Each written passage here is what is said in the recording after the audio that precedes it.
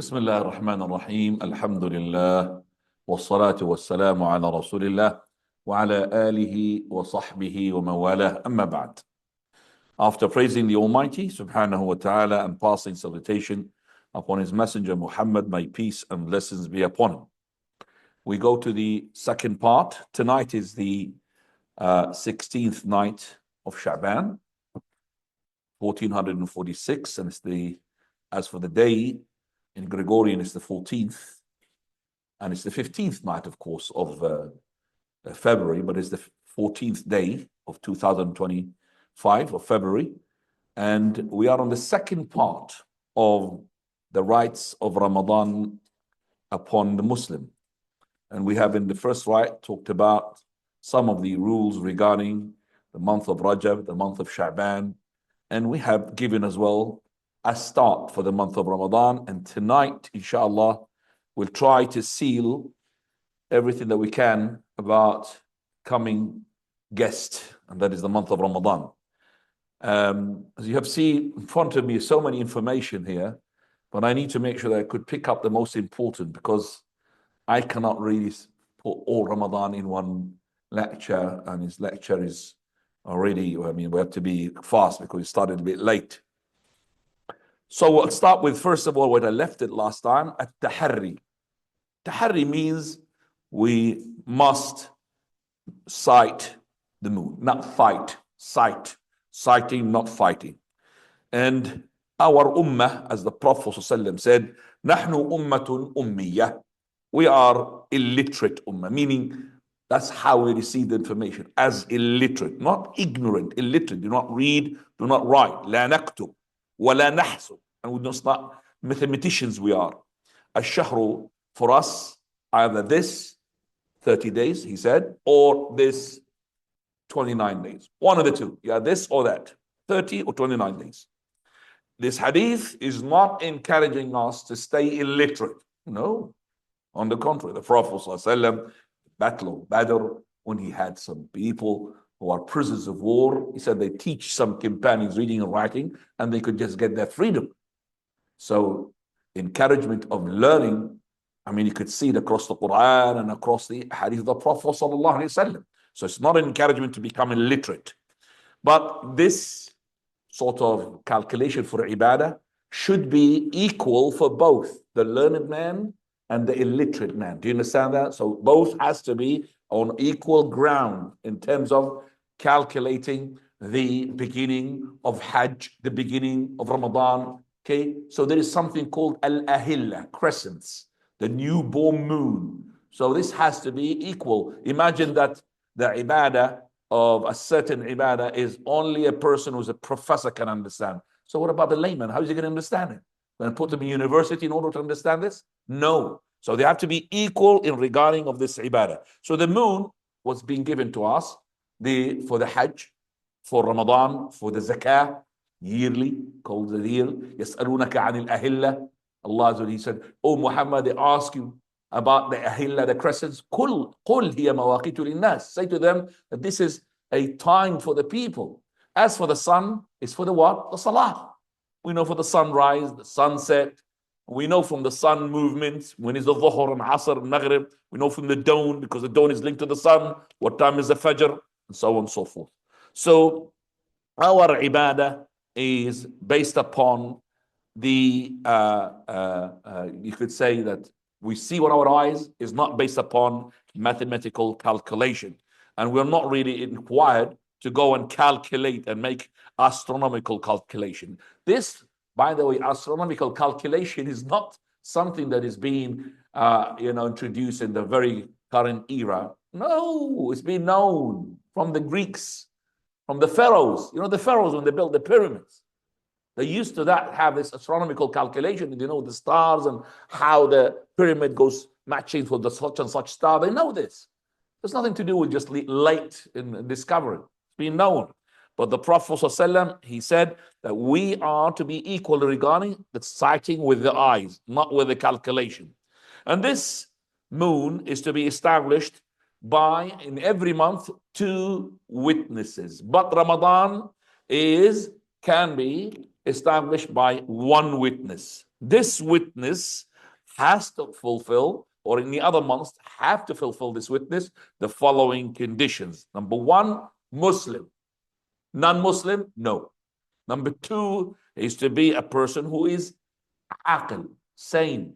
Number three, he has to be an adult. Children is not allowed. Number four, he has to be just. He's not a liar, known to be a liar, criminal. We're not going to believe him. His testimony is refuted. Okay.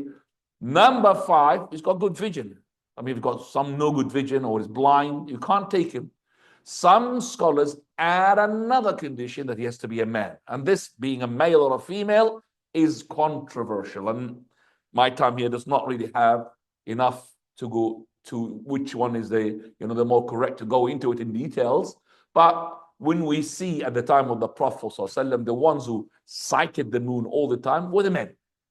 The women, they were not involved. The women, they're not to go out and go and sight for the moon. Then the men will go out, not to sight the moon, they sight the women. If they go to sight the moon, they're going to go out to sight them. See? So this is left for the men. طيب. Prophet ﷺ also, he made this sighting for everybody, meaning that we are to be with the sighting of what the country had decided. So let's say I'm in a place I can't have communication with the outside world. And I could see that the crescent is there. So tomorrow is the month of Ramadan for me. And on the following day, afternoon, I managed to get in contact with the outside world. And where my locality is, they're saying, oh, well, we didn't sight the moon. Then Ramadan is going to be on the day after. So today is going to be the 30th of Sha'baan. Now, I have seen with my own eyes the crescent. I'm not supposed to fast. I have to break my fast. Because the fast is a community. It's not a single. So I have to break my fast. Because the Prophet said, صَوْمُكُمْ يَوْمَ تَصُومُونَ وَفِطْرُكُمْ يَوْمَ تُفْطِرُونَ وَأَضْحَاكُمْ يَوْمَ تُضْحُونَ. Your fast when everybody's fast. Your Eid al-Fitr when everybody makes Eid al-Fitr. When Eid al-Adha comes and everybody becomes Eid al-Adha. It's not for you to come out of your house and say, La ilaha illallah, Allahu Akbar, lillahi alhamd, and everybody, no, there is no Eid. You can't do your own Eid. Can't do your own Ramadan. Can't do your own Adha. It has to be a community. So even if you see it with your own eyes, unless you are staying in that area, in this remote area, no communication, you go with your own moon. But if you're going to get in contact with the community, then you have to abide with the sighting of that community who you are with. Unfortunately, we don't have any, a place that we could sight the moon, because I'm a Muslim buddy. We've got to sight the moon. It's always cloudy anyway. Okay, so to sight the moon, so we go with the mainstream of ours. We go with what my masjid is linked to, and masajid, most of them, Ahlul Hadith, they are linked to the Saudi Arabia, Mecca. It's not Saudi Arabia because they got petrol. No, we don't look at petrol. We look at because they are like the center. They are Mecca, the Medina, the place of the birth of Muhammad sallallahu alaihi wasallam. It's the birth of the deen of Islam. Okay, the birth of the religion of Islam. It's because of that we look up to it. Plus, those people, they are not people like us. Moon for us is a strange. We hardly see it, and we see it. We just how beautiful it is. But those people who are in these areas, they live with the moon. They navigate themselves through the moon. They look at the stars day in, day out. Especially the elders, they know it. So they know when they see the moon that this is the moon. It is not a UFO or something being sent by America. No, they know this is the moon. So they live with it. And they know from the thickness of it what day it is, roughly. They will know that this is a thick one. So they will know. So these people, when they sight the moon, they've sighted the moon.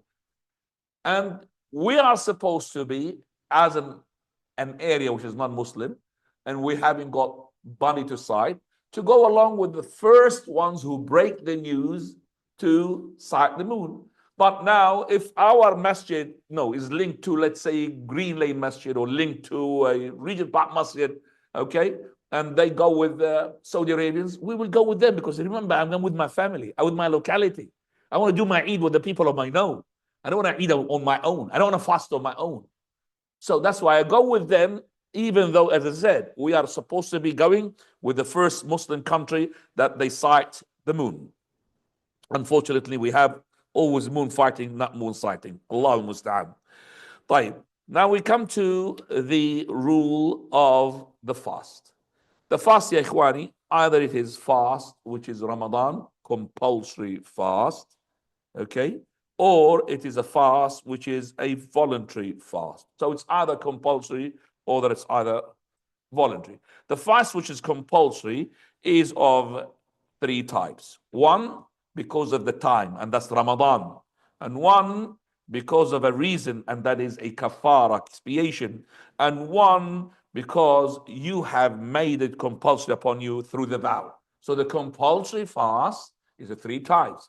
It's because of the time, Ramadan comes, Ramadan is obligatory. Or because it is a reason that you have made an oath and expiated the oath, you violated the oath, you need to expiate it. So you go to feed 10 poor people or clothe them, you don't have that. Then you go to fast 3 days, it becomes compulsory. Third type of compulsory fast is the one who, for example, makes a vow, nadr makes a nadr upon him, that becomes a compulsory. Now, the rule of the fast of Ramadan is compulsory upon the following category. So for these categories, had to be fasting obligatory. Number one, Muslim. So if a non-Muslim embraced Islam in the middle of a day in Ramadan, we will say to him, hold, abstain from the moment of your Islam until the Maghrib, and it will be counted. How about that? Do you understand that? So this non-Muslim, let's say, embraced Islam 10 minutes before sunset. Okay, hold for the 10 minutes and your day is counted. SubhanAllah. But this is, of course, not for him deliberately, let me embrace Islam just before. No, he is just, he's been convinced about Islam at that time, then he will abstain from the food and it will be counted for him. Also, it is compulsory when the person becomes an adult. If he's not an adult, we encourage them to fast, but it's not compulsory. So we will train the child to fast maybe when he was a child, half a day or quarter of a day. Then we increase it half a day. We encourage them to do that. Okay, so we give them, as well, at the time of the Prophet of Allah, they used to give them the toys made of the wool, the toys made of cloth. They give it to the child in order to keep his mind away from asking for the food. Okay, so they used to do that to encourage them. So encouraging the child to fast, which is not, remember, and each child according to his ability. Some children, mashallah, you take it, some children, they can't take it. Okay, so we'll train them, but once they have an adult, then it becomes compulsory upon them. Then the third condition, he has to be sane, because if a person is insane, okay, then he is not required to fast. So this is a person who is sane. And by the way, the adulthood is, when you reach the adulthood is to be reached either by that you have a wet dream, or by that you have a pubic hair, or by that you have reached 15 lunar years. As for the women, they have another one, and that is the menses. If one of these signs comes, then this person is an adult. Type. After we said that the person has to be sane, okay? By the way, is the one who is insane, do we pay kafara onto him? Is a kafara onto him? Yes, there is a, what we call fidya onto him. Yes, there is a fidya for not him fasting. Number 4, the one, which is the condition, has to be capable. Capable means physically to fast. This capability, we have incapability, and that is long term. Like, for example, an old man. Old man is going to get older. A weak man is going to get weaker. Okay, so this one is incapable for long term. And also another one, which is a person who's got chronically illness. This person, to give kafara, both of them.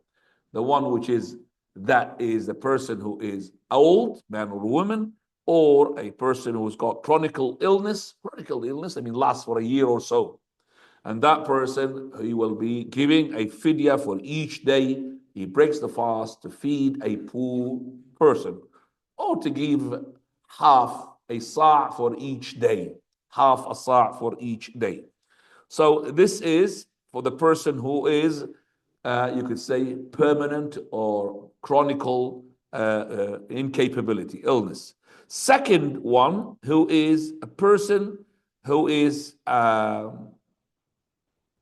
who's we call it, what do you call it, like an illness which comes, sometimes and sometimes like that. For example, a person got flu, a person who's got a medical issue which is going to be for temporarily. So this is called ajzun tari, okay, which is a person who's ill, and this person, he cannot with his illness fast, so he breaks his fast, and then he will to this person compensate later on when he is capable. So this person, he is an ill person, okay, and his, even this illness is not really strong, but he fears that if he's to fast, his illness will increase. That gives him the concession, okay. So this person gives him the concession to break his fast. But if this illness will get increased as soon as he fasts, then it is haram, sinful upon him to fast. So again, so this person who's ill, if his illness is not to be affected he's not going to be harm him when he's fasting, but it will, a person makes it difficult, or it will increase the illness later on. So it is not going to be hard for him to fast, but it might prolong the illness. We'll say to him, it is disliked for you to fast. A person who makes it, is going to affect him if he fasts, it might be jeopardizing his life, it's haram upon him to fast. A person whom the illness does not affect him whatsoever, whether he fasts and he is not going to prolong his cure, then he should fast. That means the illness is not really that much. Okay, so that's how we could really measure the illness. If he's to break his fast, then he should make up for that. Now, the thing that is left now, which is the women who are pregnant and the women who are breastfeeding. Those women who are pregnant and breastfeeding, according to what we believe is the correct opinion, they as well follow those ones who are incapable, like long term. So they give the fidya just like the old man, just like the old women, and also like those who are diagnosed with a chronic illness. So they will give a poor person's food that is either cooked for him for every day, or they could, as I said, give a half a sa'. Half a sa' is about 2 kilos. For each day they break the fast, these 2 kilos has to be from the food that can be stored, like rice and so on and so forth. From the conditions as well, so we mentioned up to now, is to be Muslim and an adult, to be sane and capable. Number 5 is to be resident. So if he's not resident, is a traveler, then he has the option to break his fast, and he will do what is suitable for himself. So concession here for the musafir, for the traveler, and to be taken as a concession. Ikhwan, is very important to understand that this concession is to serve the purpose. Is to serve the purpose. Let's say, for example, that this person is traveling in luxury, and he's traveling to an area where the day is short. Okay, and if he's to break his fast, he believes it's going to be difficult for him to go and compensate, okay, on other days, other outside Ramadan. Then this case, it's much recommended for him to what? To fast. Because the concession is to serve the purpose, to make it easy upon you. So if you're going to break your fast, and you're going to find it very difficult to fast, compensate that day, then this concession is actually the opposite.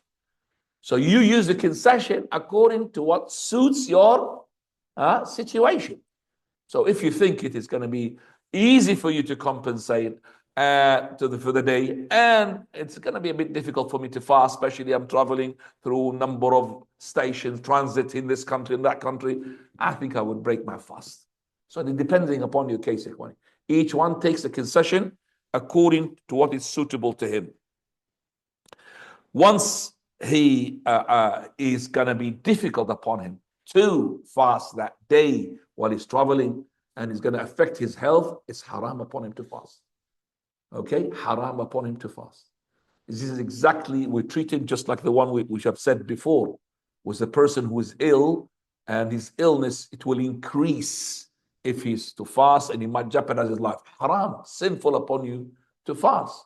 A man who's diagnosed even with a chronic illness, like a diabetes, if he's to fast, he might fall while he's on the stairs and cut himself or something. Haram upon him to fast. Sinful. So this person as well happened at the time of the Prophet ﷺ. Prophet of Allah, he went to Mecca in Ramadan when in order to repossess Mecca on the year 8 after Hijrah. He traveled in Ramadan. So in Ramadan, the Prophet ﷺ, he was fasting while he's traveling. Remember, it takes about 4 days to arrive to Mecca from Medina. And it's not in a bus or a train. It's on mount or on foot. It's heat, hot. So it was so hot. Companions, some of them couldn't take it. So some of them approached the Prophet of Allah, the Messenger of Allah. Some companions, or most of them, they are really not breaking their fast because they see you're not breaking the fast. And, you know, it's so hot now. And so the Prophet of Allah, out of the being mercy gift to mankind, straight away, he holds the cup in front of everybody and he drinks it to break his fast in front of everybody so they could really what? Take him as a role model, and they broke their fast. In another incident, in that case, the Prophet ﷺ, he saw as well a person whom the companions around him is on top of him. He asked, what is happening? He said, well, he's fasting. And he's fasting after the Prophet of Allah told him to what? To break the fast. He broke the fast himself. And he started saying so harsh words to him. Why do you want to do such a thing? And then he said the word, لَيْسَ مِنَ الْبِرِّ الصِّيَامُ فِي السَّفَرِ. It is not an act of righteousness to fast while you're traveling. You think it's an act of righteousness to go and exert pressure on your body and expose your body to danger by fasting? That's not correct. It is not going to be giving you more reward. On the contrary, it's going to be more sinful. One day the Prophet ﷺ was traveling, along with him Abu Bakr and Umar. And then the Prophet of Allah ﷺ, well, it was Ramadan, fast. So the Prophet ﷺ called him for food. So they said, we are fasting, Messenger of Allah. It could be maybe not Ramadan. They said, we're fasting. He said, ارحلوا لصاحبيكما أعدوا طعاما لصاحبيكما. He said, oh yes, come on, make his food, make for him his bed. That means once you fast, you're going to put pressure on your companions, your friends. They're going to be serving you, they're going to be looking after you because you're fasting. So one day the Prophet of Allah, when he was in a journey and in Ramadan, he was not fasting. Companions, some of them fasting, some of them not fasting. So when it was really hot, the one who's not fasting, they had power. So they started putting the tents for their friends in the world fasting. So the Prophet ﷺ said, ذهب المفطرون بالأجر. The one who had been not fasting, they took the full reward. Why they took the full reward? Because they were looking after those ones are fasting. They took the reward. So it's better for you not to fast, rather than to be what? A person like a burden on the one who's not fasting. Oh God, he's fasting now, so I have to, make sure that I'm going to make him the food when he's breaking the fast. I'm going to look after him and see him. So you're putting a burden on the person who is not fasting. But as I said, companions trouble with each other. Some of them fasting, some of them not fasting. Each one of them, they will not tell them off, as long as it's not at a burden. So this one will not call this person, oh, you are fasting, you're extremist. And the one who's not fasting will not say to the one who is fast. So the one who's, not fasting will not say to the one who's fasting, extremist, nor the fasting will say to the one who's not fasting, you chicken. Why don't you fast? Okay? Each one has his own capability. Your capability in the travel is not like my capability. You could take it, I can't take it. So if you see somebody who's traveling and not fasting, give him the excuse. But I wouldn't recommend a person who is coming from a journey or something like this, and then he's giving a lecture, okay, in the month of Ramadan, and he is addressing the people, and then he's asking for water to drink it in front of everybody. That is not correct. This is not Ramadan. I've heard this, a person had done this. Okay? He asked for water.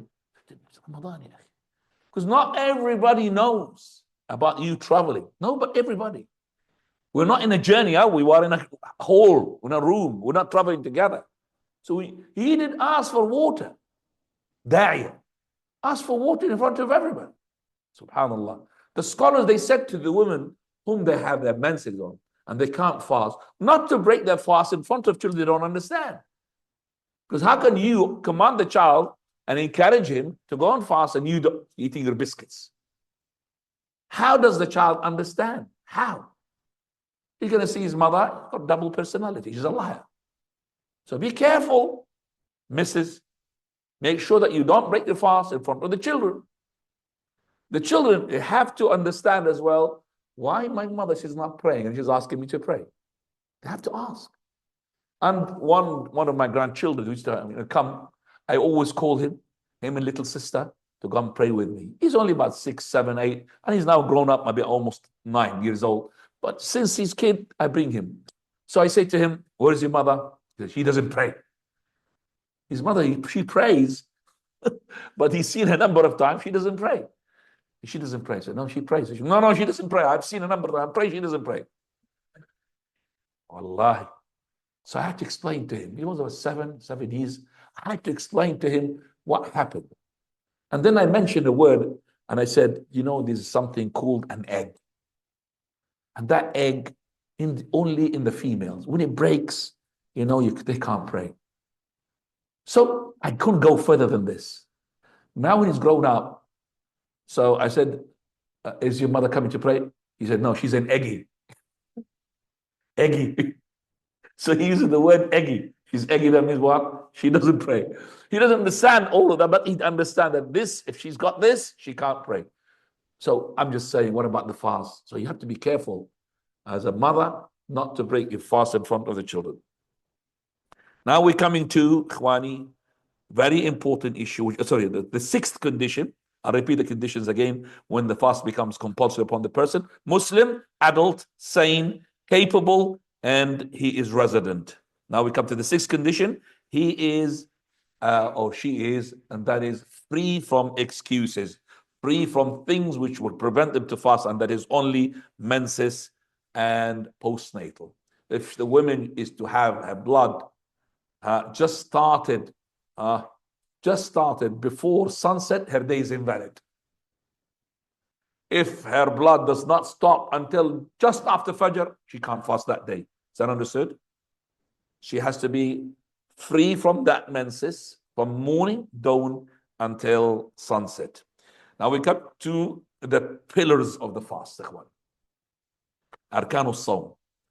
Pillars of the fast are 2 pillars, nothing more. But we have to understand them properly. First one, a niyyah, intention.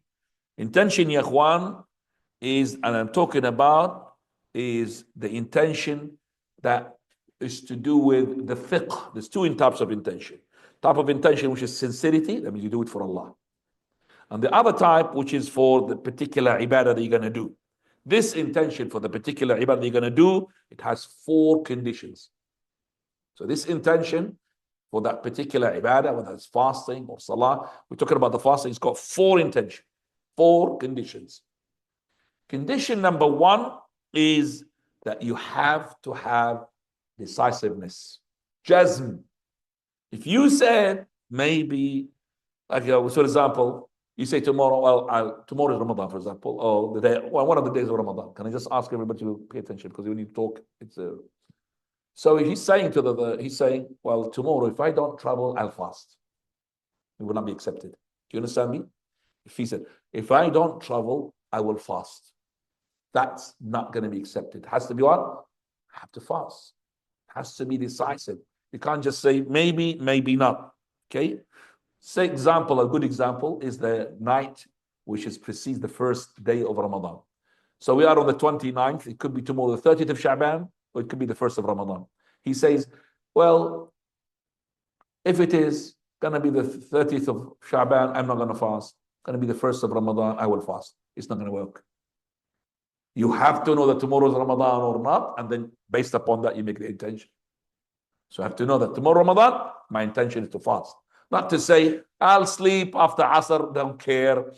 I don't care about whether they're going to announce Ramadan or not. If it's tomorrow Ramadan, I'll happen to be fasting. If it's not Ramadan, I'll break my fast. That day will not be accepted. Has to be what? Has jazm, decisiveness. Second condition, you have to have ta'een. That means you point, I'm going to fast. That is tomorrow. So you have to ta'een. It's not like fast in general. I have to fast. So you ayyin, don't make it general. Number 3, and that is to have it between sunset until Fajr. من لم يجمع الصيام بليل, then your fast is not going to be valid. Yes, it will be valid if it's voluntary.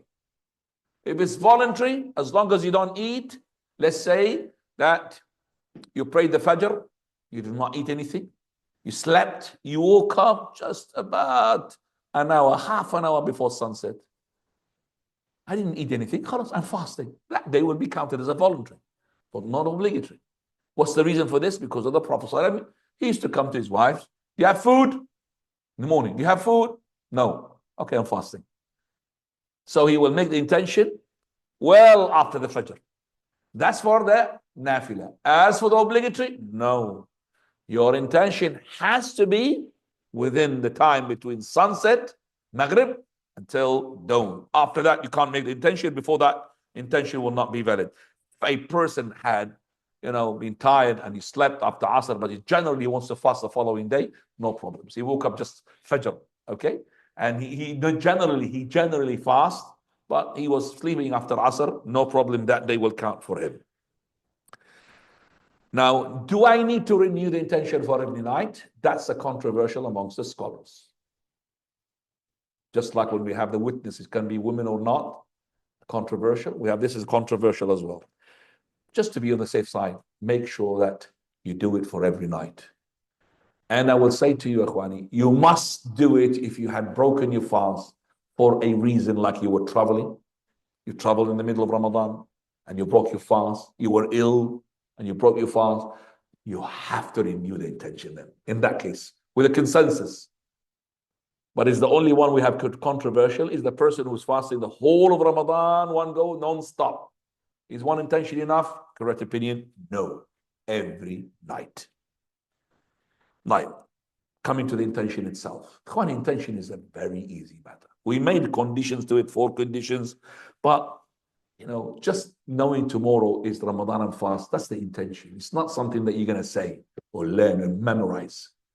If you do your suhoor, your pre-dawn meal, that's an intention itself. Nobody will wake up his family and his wife and himself and go make food and he doesn't know what he's doing.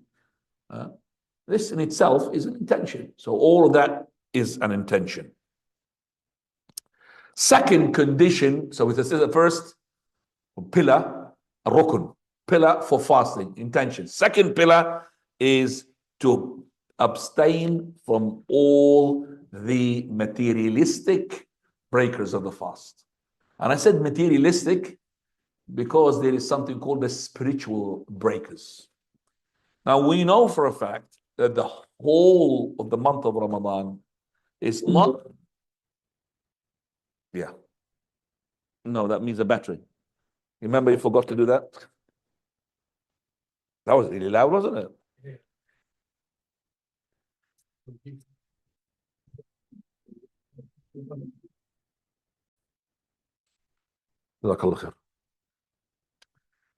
Right. So this is the pillars of the fast. Pillars of the fast is as well to abstain from the materialistic breakers. This is the one will invalidate your day. But you could have your day fulfilling the conditions, but there's no reward. So what's the point? And that's what brings us to the spiritual breakers. Most of the books of the fiqh, they talk about the materialistic breakers. That means you drink water, for example, you have menses, menstruation, all of that, you vomit. But they don't talk about the spiritual breakers. Our Shaykh Al-Albani rahimahullah said, this is the whole thing from Ramadan, is to do about the spirituals. When the Prophet of Allah, he said, من لم يدع قول الزور والعمل به فليس لله حاجة في أن يدع طعامه وشرابه. Meaning, that if the person does not abandon saying falsehood and also indulging into falsehood, then Allah has got no need for you to abstain from food and drink. No need. What's the point of you having no food and drink and you are liar, slanderer, backbiter also? There's no need. So you could, yes, have your day, no food from sunset, from dawn until sunset, mashallah, but not accepted. The same thing with the prayers. When the Prophet ﷺ, he said, if the person would pray his prayer, none of his prayer would be accepted except for a tenth. He started with a tenth and he ended up with a half. The half is that, mashallah, he got really good.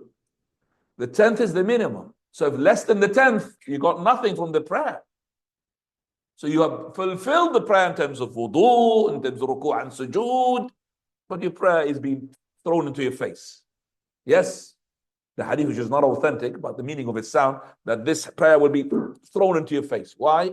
Because you are a person who is praying it physically, but it's not affecting you in your heart-wise. You're still a cheater, you're still a person who's doing all sorts of bad things and evil things, and Allah Azza wa Jalla, inna as-salata tanha 'anil fahsha'i wal munkar. Very prayer prohibits a person from indulging into haram. So are you belying Allah? So you are praying and yet you're still doing haram? What's the point? So you are saying Allah is a liar when He said, verily the prayer, it would prevent the person from doing fahsha and munkar. And yet you're doing fahsha and munkar. Which one is the liar? Can't be Allah Azza wa Jal. It has to be you. That means you praying, but you're not praying. You understand that? Because if you prayed properly, definitely Allah's statement will be there. It will prevent you from the haram. Same thing with the Ramadan. What's the point of you just abstaining from food and drink all the time, but you are a cheat, a liar, everything. Some of them even the worst. They fast, they don't pray. They fast, they don't pay zakah. They fast, they don't know anything about the Quran. What's this? I think they take it as a diet month for their diet, health. Khwani, Badallah, Khwani, this is dangerous. So spiritual breakers has to be in the mind all the time of yours. لَعَلَّكُمْ تَتَّقُونَ. Allah says that because you want to fast, so you could have piety. Taqwa of Allah, self-consciousness. This is the taqwa of Allah, ikhwan, that we need to have. So the one that we're discussing now, the breakers which are the materialistic. Materialistic, we need to know that. They are the following. I can't really go through the details of everything because I'm going to leave that for the questions and answers. The followings are the breakers. Let's just get them together. Yalla, count. Gonna count. Okay, at least 9. All right. Okay. Food, correct? Food, all types of food, even if the food is poison. You drank poison. You're eating poison food. Food.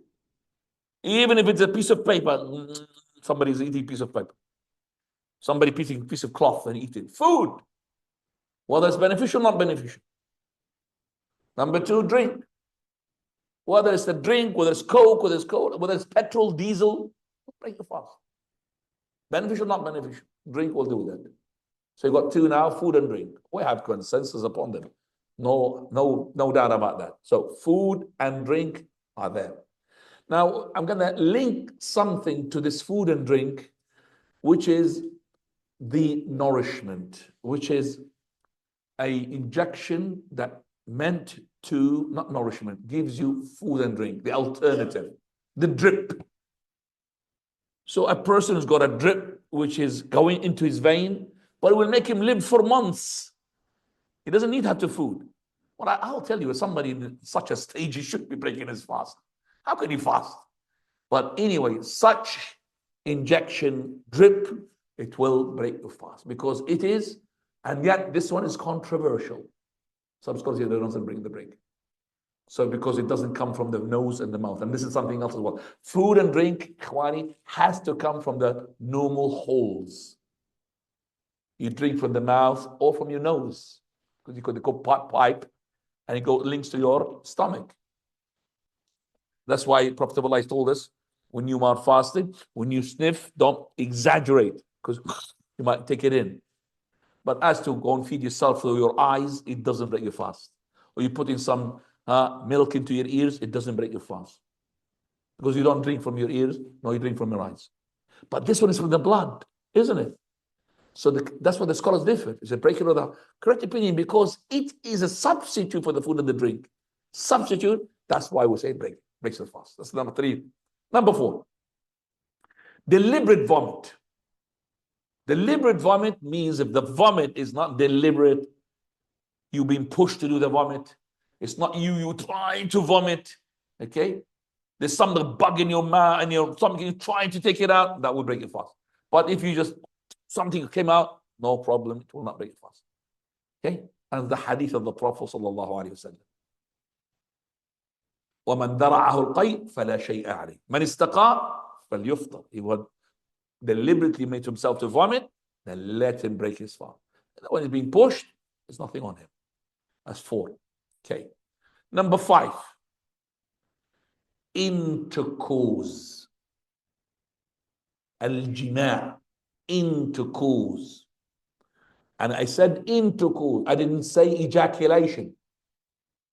So whether this person intercourse and does not ejaculate or not, intercourse means the penetration of the head into the private part of the female. That's called intercourse. As for semen's coming out or ejaculation coming out, okay, by itself, without you driving it to motivate, that's what the consensus. It does not break your fast. The one which is controversial, they say that if the person deliberately had made himself to ejaculate by the help of his wife without penetration, for example, then that will break the fast. And that is controversial. I follow the ones who say it doesn't break the fast. Breaking of the fast, al-jima'. And we have consensus in the Quran and the Sunnah. And as for the other one, it's controversial because I'm going to negotiate because of the time. And I've negotiated that in different classes. So intercourse. So we've got how many now? 5. Correct? No. The 6th one, menses. 7th one is postnatal. Do you understand that? 6th is menses. 7th is postnatal. These 2, definitely with a consensus, they will not allow you to continue the fast. We call it al-mufattirat al-idtirariya. That's the one you have no power to resist. Women, Allah ordained upon them to do that. Once they have the menses, they can't fast. They're not allowed to fast. They're not allowed to as well pray. They compensate for the fast, but they don't compensate for the prayer. Why? Because the Prophet ﷺ said so. Okay, a 7 now. Now, these are the 7 that we know all the time from the books of fiqh. But some of the books of the fiqh, they add other issues, which can be as well fast breakers. Okay, so I would like anybody to help me after I mentioned the one which is I'm going to repeat them again. Food, drink, drip, deliberate vomit, and intercourse. Then menses, and then postnatal. Okay? Now we're going to add. Fadl. Is this on apostate from Islam? Right. Well done. Person who had left Islam, even momentarily, and then he came back to Islam, that day is what? Void. Okay. Well done. So that's number 8. Anybody else? It's going to get more difficult now. Fadl. Well done. MashaAllah, you've been listening to the talks. Well done. I'm really impressed now. Okay. A person who deliberately intended to break his fast. So he said, I'm going to break my fast. He went to the bottle of the water, and the bottle of water was empty. He broke his fast, doesn't he? You understand me? But if he said something which is not decisive, you remember you have to be decisive in your intention, that makes him a fast. And you have to have decisive intention to break your fast. So if you had undecisive for entering the intention of Ramadan, it will not count. And also undecisive intention to break the fast will not be counted. Undecisive like what?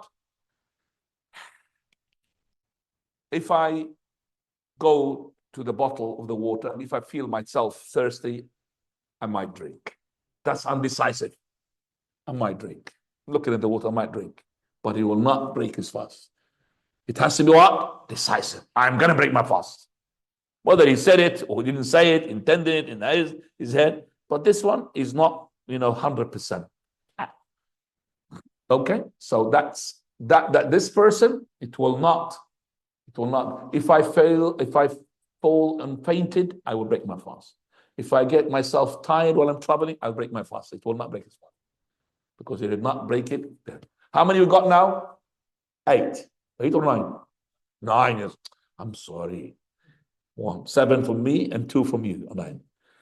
Okay, I think we've got everything. You got anything else, Ahmed? We usually talk about hijama, Shaykhana. Okay, right. So this one is controversial. Scholars, they bring it, Jazakallah khairan. Hijama. Hijama means cupping, extracting the blood. The hadith of the Prophet of Allah, أفطر الحاجب والمحجوب. The person who makes hijama and the person whose hijama has been done upon him, both broke the fast.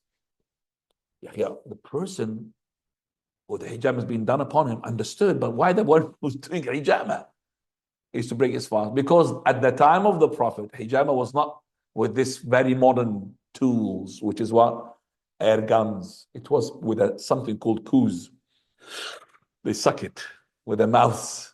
That's why it will make him break the fast. But this hadith is mansukh. Mansukh means abrogated. Because the hadith from the companion said, the last matter of the Prophet of Allah is that hijama does not break your fast. And the Prophet of Allah, he made hijama while he was fasting. Is it encouraged to make a hijama while you're fasting? No, it's not. Because you might lose blood and you need now glucose. So it's better to postpone it when you break in the fast, when you're not in the days of Ramadan. So don't do the hijama in Ramadan. So hijama, and Abdullah ibn Abbas, he said, al-iftar for something going in, not coming out. Do you understand that? Abdullah ibn Abbas, he said, iftar, to break the fast, is something to go inside you, but not something to come out from you, which is the blood. It does not break the fast. We've talked about lots of issues. For example, you spittle, you phlegm. I'm sorry, I'm going to make you disgusted now. You came out in your mouth, you swallowed it. It's not right, it's ugly, but it does not break your fast. But if you put it out, you start licking it, it'll break your fast. I'm sorry, as I said, it's going to be disgusting. So you spat it and licked it from the table, becomes a foreign body now. Do you understand me? Once it comes out. But that's as well. Incense, ya ikhwani. You, for example, you were in a bus and started somebody smoking cigarette. That's going to come to you, isn't it? You're going to inhale it. He breaks his fast, you don't break your fast. Okay? Because you're not intentionally going to smell it. Unless he said, oh, that cigarette is really nice. Please, brother, come smoking to me on face. You start smelling it like him. That will break your fast. All right? Burning incense. You know the incense, bakhur. Have you seen these people who bring the bakhur, lots of it? If this person went like this, it will break his fast. But it became a house, which is mashallah, smelling nice and bakhur, smelt it, no problem. See, the intention here plays a big role. And by the way, the incense, why? Because it does leave stain. Because of that, okay? That is because of this, al-jirm, because of this, it will break your fast. But by this, alhamdulillah, I stop here. I'll give you very short time for questions and answers. And, I haven't done all these papers, but inshallah, next year. Now, fadal. We've heard that when the time for Fajr kicks in and you still have food in your hand, that you should eat whatever's in your hand or drink what's in your hand.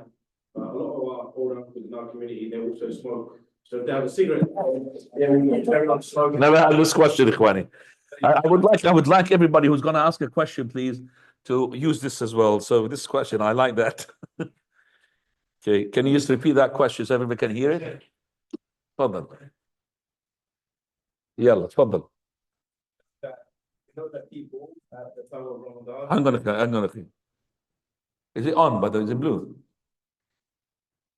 It's not blue? Come here. You must have damaged it. Only joking. Hang on. Tfadal. Jazakallah khair, Sheikh. So at the time of Ramadan, people, when they hear the adhan for Fajr, they carry on eating whatever's in their mouth or According to the hadith, not everybody. The one who knows the hadith. Yes. yeah, some people they follow this. So the elders, Some of the elders in our community, they smoke. So if they have a cigarette in their mouth, they will say, this is also like food and I'm going to finish this as well. What is the advice to them? Allah al-Musta'an. That's really, this is a person who's a sinner taking advantage from something which is halal. Right. Let's first of all discuss the hadith. Hadith of the Prophet ﷺ, hadith in Sunan Dawud, which is authentic. And the Prophet ﷺ, he said, من سمع النداء وفي يد أحدكم إناء فلا يضعه حتى يأخذ حاجته منه أو كما قال النبي صلى الله عليه وسلم فلا يدعه حتى يأخذ حاجته منه. Person who had heard the adhan, that means the adhan of the Fajr, not the first adhan, which is the adhan before the Fajr.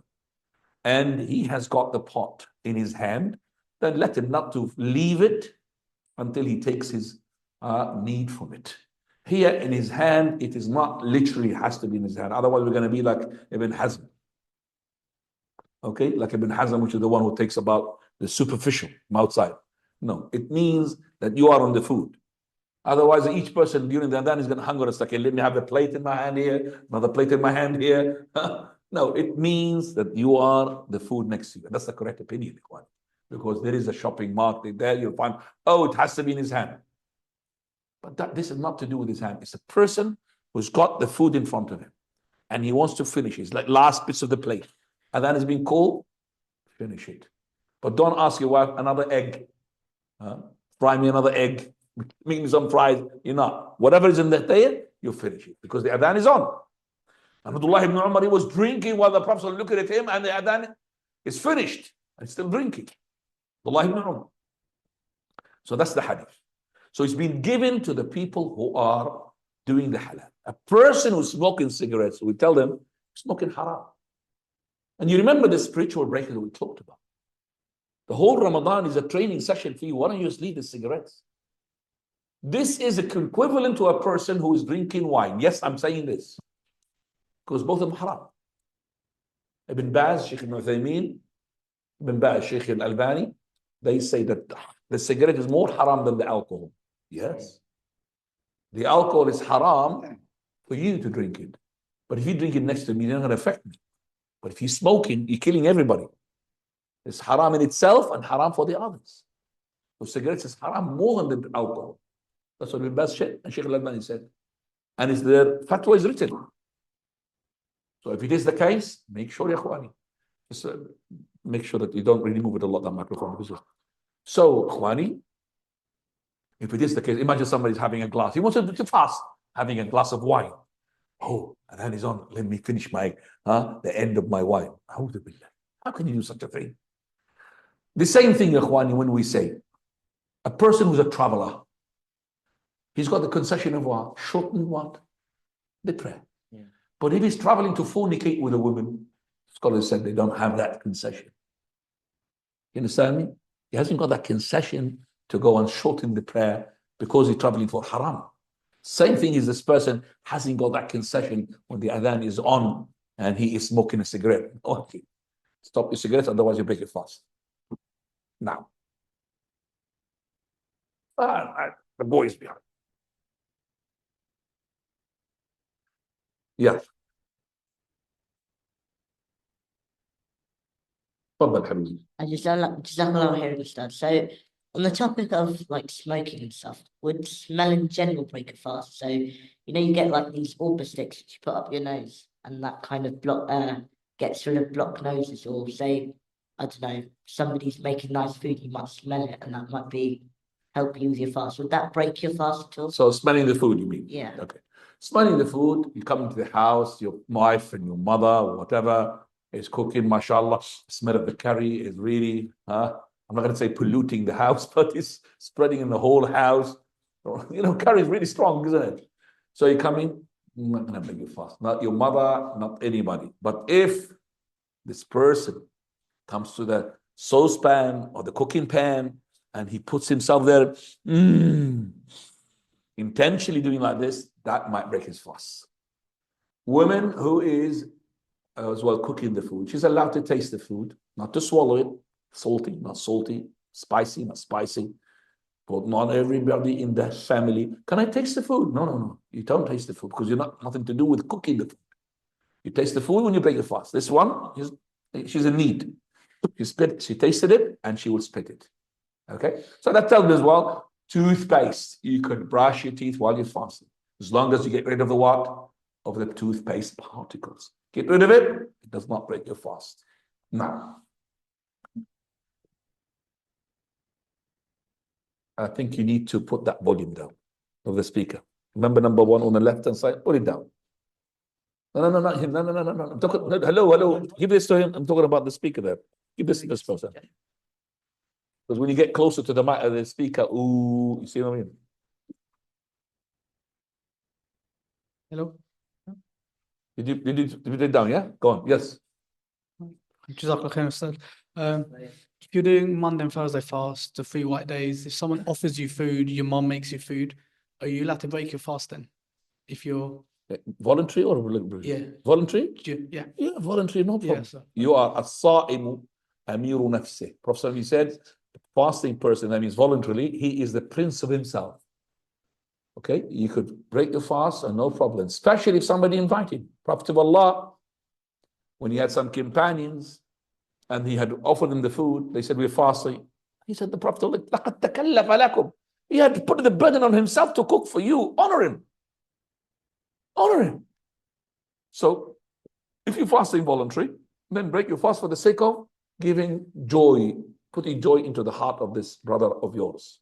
As-sa'imu amiru nafsih. Naam.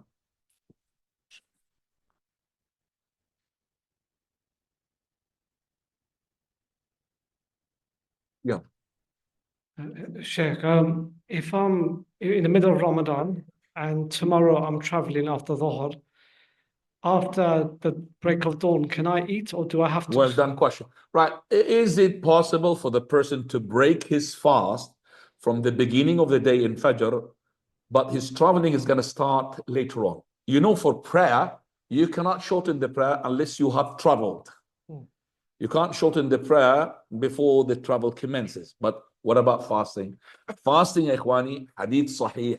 That is, and a booklet has been made by Sheikh Al-Albani, Tasheeh Hadith Iftar As-Sa'im Qabla As-Safar.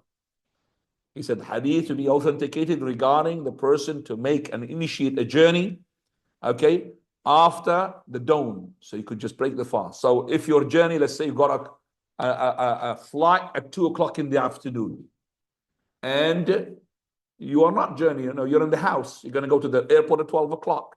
Can I break my fast from the beginning 6 o'clock? Yes, you don't have to make the intention for fasting that day because you're journeying on that day. No problem. But this is, ikhwani, different from a person who is working hard job.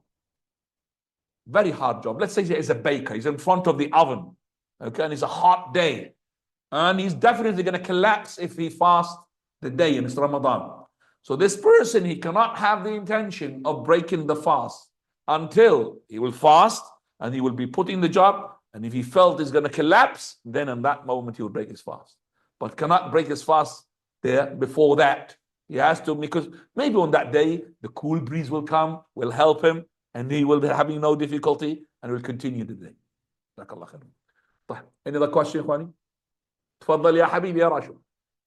Rashid, Jazakallah khairan, comes from Luton. He's a lieutenant. Has to pay extra tax. تفضل. We speak this one?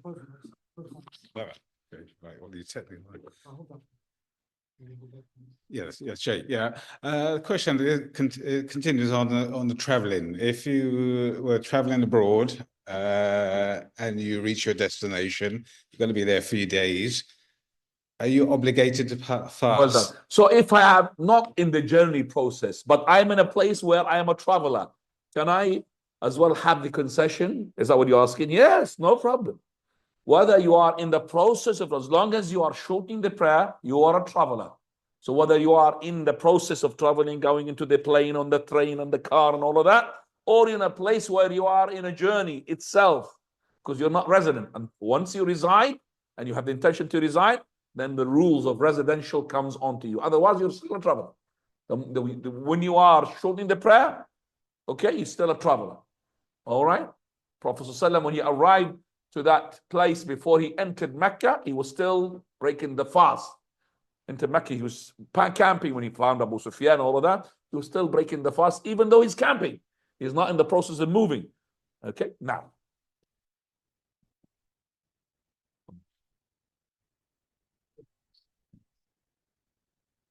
So if a person is fasting during the Ramadan and Can you just take that from the doctor, instead of the doctor standing up? sorry, Take that, yes. if a person is fasting during the Ramadan and he forgot, and start drinking or eating, If you forgot, no problem to eat. You had kebab in the morning of the first day. Usually the people the first day who then got used to the fast, they will eat and drink and all of that. But if you've seen somebody doing such a thing, you have to tell him off. So you can't just say to him or to yourself, I'm not going to stop him because he's fasting and he forgot, let him. No, you have to tell him that you are fasting, to stop and remind him. So this person, once he remembers, should abstain, and Allah's give him the food and give him the drink. I've given it to you. Let's say that you have this bottle, you were drinking. Bismillah, I'm drinking now. I'm fasting, by the way, huh? But I forgot, and I'm drinking. Okay, Bismillah. I remembered now. I'm fasting. I've got some in my mouth.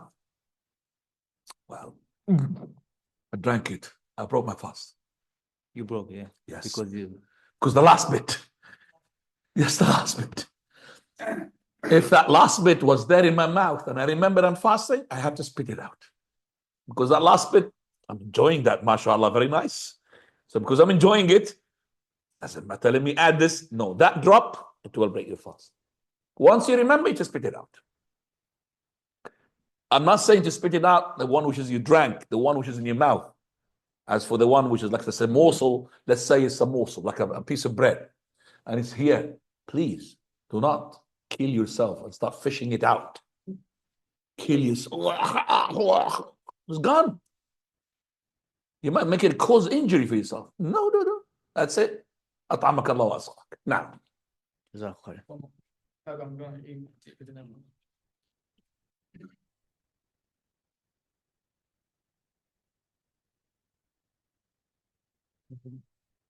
Sheikh, my question is, for the people that consider traveling from city to city, for example, like let's say Luton and St. Albans, let's say they consider that as a travel, can they still? I don't consider Luton to St. Albans traveling for myself. Okay, but okay, the brothers that let's say they consider that as traveling, can they? But I don't. They consider no problem. I'm not saying you're wrong. Okay. Okay. My question was going to say, is it? So each person differs. We don't have unanimous decisions on every place. That, Akhi, you have crossed the red line. This is a traveling place. No, there's no such thing. Whatever you consider traveling, maybe I don't consider traveling. Okay. And vice versa as well. So I believe that they are from the same place, St. Albans and Allahu A'lam.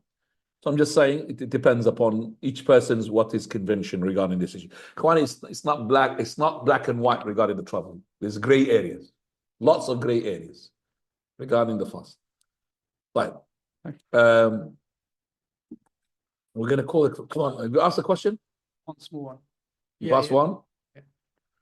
Okay, If you're at the doctor's and you have to get injections done in you, is that the same as the drip? doctors what? If you're getting injections, The is that the same injection, as the as long drip? as it's not the drip, injection, flu jab, coronavirus, no problem. Having a shower, everything. Okay, injection for steroids, steroids to make you stronger. Okay, isn't really.